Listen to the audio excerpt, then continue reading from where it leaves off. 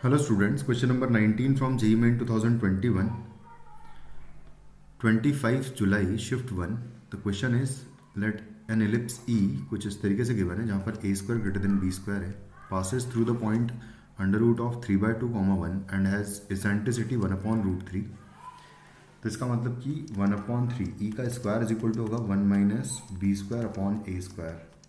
तो यहाँ से हम लोग इसको 3a² से मल्टीप्लाई कर देंगे इस पूरी इक्वेशन को. तो यहाँ से a square is equal to हो जाएगा 3 minus basically 3a² minus 3b² हो जाएगा, कुछ इस तरीके से आ जाएगा. तो यहाँ से कंपेयर करेंगे तो 2a² इज इक्वल टू हो जाएगा 3b².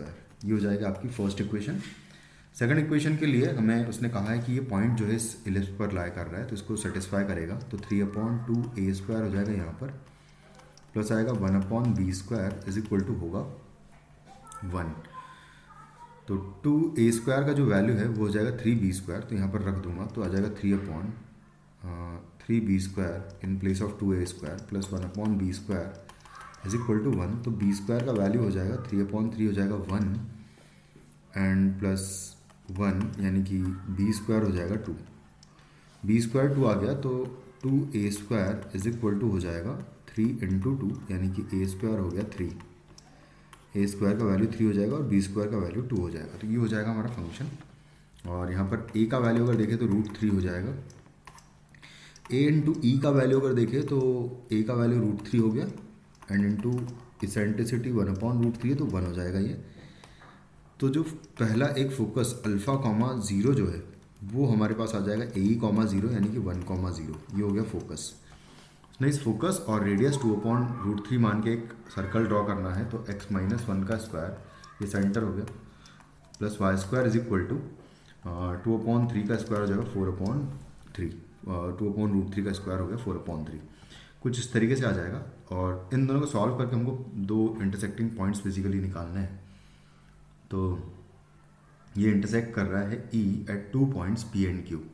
तो हम लोग क्या करेंगे, इन दोनों को सॉल्व कर लेते हैं. तो x² अपॉन जो a² का वैल्यू है वो है 3 है plus y² upon 2 is equal to 1. ये दो कर्व हैं, इन दोनों को सॉल्व करके मुझे बताना है.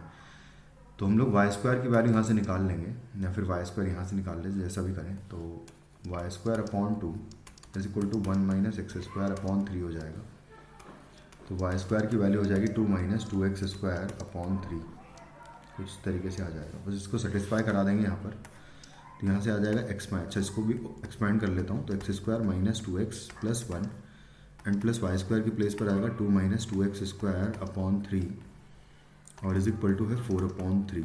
इस पूरी इक्वेशन को 3 से मल्टीप्लाई कर दूंगा मैं अगर, तो आ जाएगा 3x² माइनस 3 इंटू 2 6 हो जाएगा प्लस 3 प्लस हो जाएगा 3 इंटू 2 6 हो जाएगा यहाँ पर भी, और माइनस हो जाएगा यहाँ पर 2x² इज इक्वल टू हो जाएगा 4.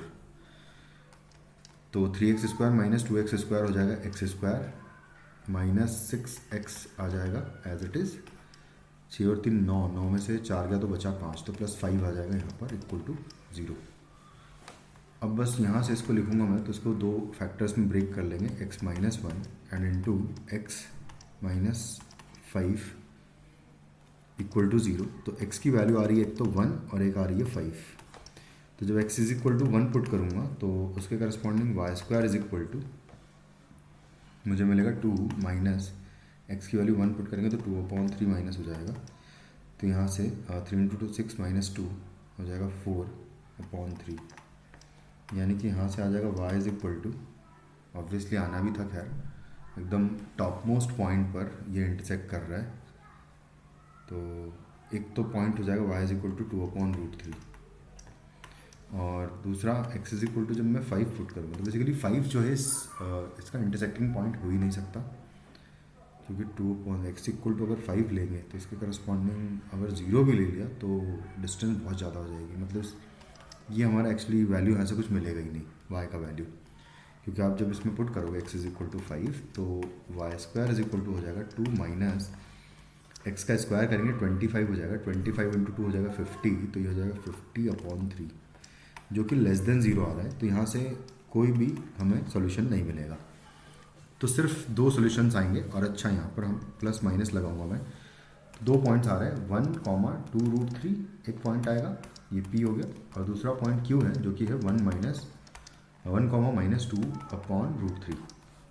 तो जो PQ डिस्टेंस होगी, क्योंकि x कोऑर्डिनेट सेम है दोनों का, तो y कोऑर्डिनेट्स का डिफरेंस दोनों के बीच की डिस्टेंस हो जाएगी, जो कि हो जाएगा 4/√3, ये हो जाएगा। और हमें पूछा है उसने कि PQ स्क्वायर क्या आएगा, तो PQ स्क्वायर जो है, PQ square will be equal to 16/3 हो जाएगा। तो जो आंसर है वो ऑप्शन 3 हो जाएगा। Thank you.